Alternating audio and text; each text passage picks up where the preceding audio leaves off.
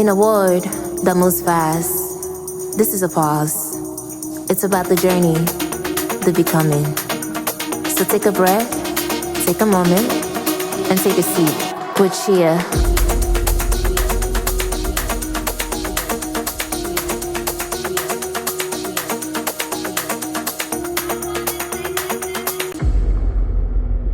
Welcome to Sit With Chia, where we meet the people behind the culture. What's up, y'all? It is Caleb.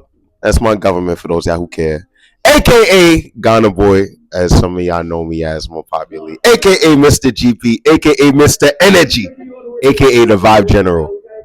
How are you? It is such an honor to be sitting here with you. I admire you greatly. Let's go back to your upbringing. Were you born in Ghana or were you born here in the United States? Unfortunately, I was born here, but I wish that I could have grown up in Ghana and then come here. You know what I'm saying? I really, really wish that. I'm so proud to have Ghanaian blood in me, and I'm you know me. Yeah. I rep New York all day, every day. You know the vibes. And what music genre did you grow up listening to? You know, hip hop, R&B, and Caribbean music. yes, that was a big one. Caribbean music as well, and some African music, but not until I got older. Let's get into your dancing career. How did you discover that this was a passion and not just a hobby? I always at least had rhythm, but I never really looked at dance like that. I wanted to go to a school that had like, you know, sports teams and stuff. Yeah. But my dad, he decided to have me put as my first choice a performing arts school. Okay. After he had a meeting with my guidance counselor in middle school. Yeah. So he forced me to put that as my first choice. Yeah. Lo and behold, I ended up getting in. So I went to Edward R. Murrow High School. Halfway through my high school journey, I started taking more of like a liking to dance. I would watch like Light Feet battles. Light Feet is a dance style from here in New York. I would watch dance battles and I would see how hype everybody would get and like how they would jump in when somebody does a nice combo. And I'll be like, yo, that looks so cool. This was also around the time that I started being more unapologetic about being Ghanaian and having a Ghanaian family and being African.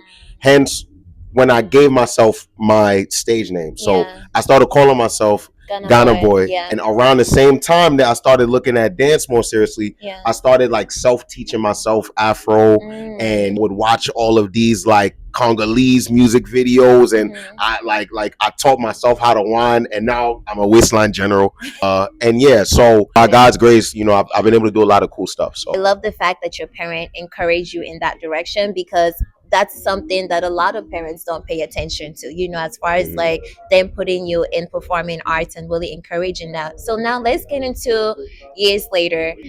Walk me through, like, I guess the life of a dancer. Chris Brown is still on my list of people who I want to work with. I haven't gotten to work with Chris just yet, but I would love to. The first big like industry job that I did was the Grammys with Rihanna. Being in that type of industry rehearsal for the first time, I saw like, wow, like there's a lot that goes into this. Like you'll see them like putting all of these mock setups about like you know, related to how they probably will envision the stage to be, probably rehearse for like maybe 2.5 weeks or so, and then minimum rehearsal will be like 7-8 hours. From day 1 to day 7, maybe every day something changed. You know, rehearsal 6 and 7 is probably the closest to what will be on like the stage. Rehearsal 1, you'll learn, you come in the next day think, oh yeah, like that's what we doing. So guys, we changing this, we do it, you know what I'm saying? So it was very interesting, and you know, like that helped me to see like, okay, so this is probably how other things is going to be. And dancers are like athletes too. It takes a toll on your body, you know. Let's talk about dancers and DJ. What relationship do dancers and DJs have, especially when it comes to pushing the culture forward and also creating that experience for the people attending the event? DJs have always had a very pivotal role in making or breaking the atmosphere of an event, right? So, you know, that is number one. Yes, I agree. Now, when it comes to dancers and DJs can go hand in hand and mesh very well. Dancers, it's like you have to work a lot more to be appreciated, because people will see dance as like, oh, like, it's just dance. So you'll get a lot of people trying to, especially when you're first starting out, exposure this, exposure that. Exposure don't pay no bills. You feel me? Can you say that again? Exposure don't pay no bill. Why is reaching out to Chiamaka Ofojobe talking about exposure? Hey, do you see her exposure? Wow. But anyway, dancers and DJs, they come together very well, and I love this movement in present day party series events, going the extra mile to like get dancers to be hosts. Yes. You know what I'm saying? A prime example would be Everyday People. Yeah. And it's like a lot of my friends, they'll host that.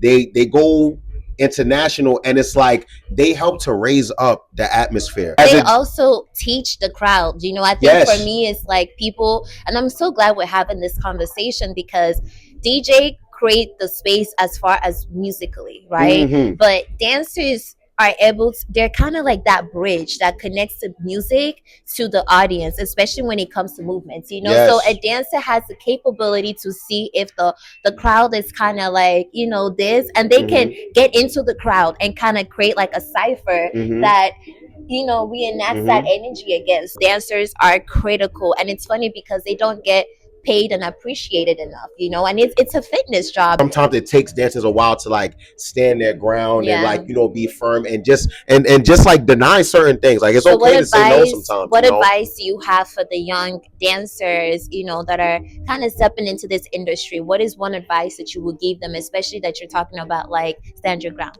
Especially when it comes to bookings, don't be afraid to, set a standard for yourself.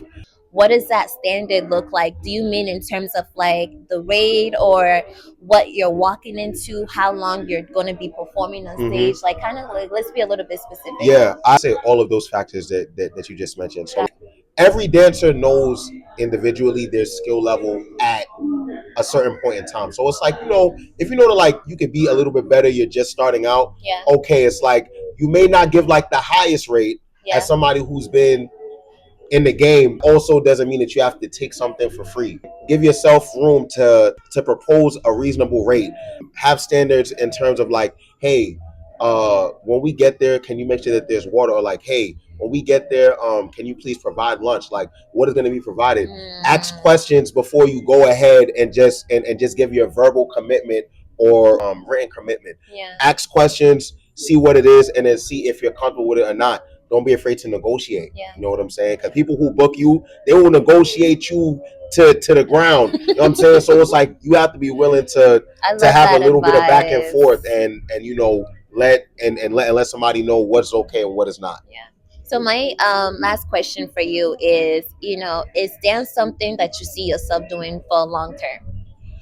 Always see dance being a part of my life. Yes. If I'm being honest though, and this would also be advice, is that when it comes to anything that's in the creative arts field, right?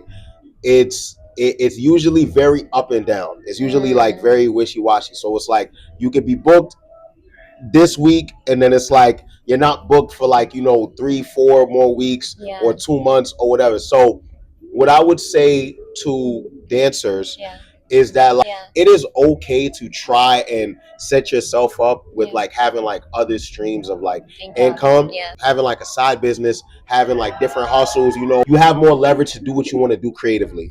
You know what I'm saying? So I do see myself being within the dance realm long term, but like, you know what I'm saying? I'm not gonna only rely on dance to be like my everything. You know what I'm saying? Like, what do you want to be remembered for? I want to be remembered as somebody who helped to create positive memories, wherever I'm at. Like, there's a reason why people call me Mr. Energy. You know what I'm saying? There's a reason why people call me the Vibe General. You're losing off a lot of energy, positive energy. You get what I love being a hype man. You know what I'm saying? Like even you, I encourage people all the time. That's a trait that's in me that even goes to a deeper level. And I think that that's why I even feel that God has given me a gift in terms of interceding for others. You know what I'm saying? It's like I usually pray for others more passionately than I do for myself, honestly. You know what I'm saying? So I just want to be remembered as like, somebody who was able to, raise up an atmosphere, allow people to have a good time, allow people to have something like, to laugh about. Yeah. And then like also, like people will remember me just like encouraging them. You know what I'm saying? I love that. So yeah. What is the song of the day? This song didn't just come out, but it has been one of the top songs of 2026. Kakalika, Kalika, Kakalika, Kalika, Kakalika, Kalika, Kakalika, Adi, Kalika, Google, Google. But more recently, I would say it is from Victoni. It's his newest song. It's called Slick. Oh, I love joint that is song. so like smooth. It's nice and sexy. Like I rock with it. Baby, do you love me? Do you want me? Put your hands all on my body. Don't worry, go crazy, go crazy. Oh, baby.